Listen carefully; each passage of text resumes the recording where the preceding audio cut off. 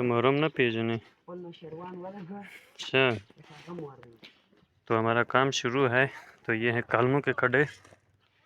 एक कलम यहाँ पे आ रहा है, एक यहाँ पे आ रहा है,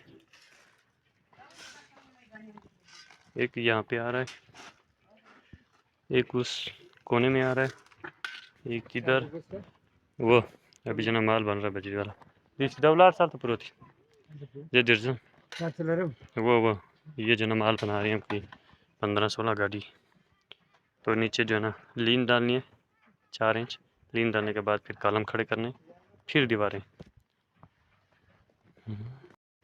देखिए लीन शुरू हो चुका है, कर रहे हैं ये 50 फीट वाला दीवार। ये है लीन। फिर इसके ऊपर ईंट शुरू करेंगे। 1.5 इंच की दीवार 10 कतार।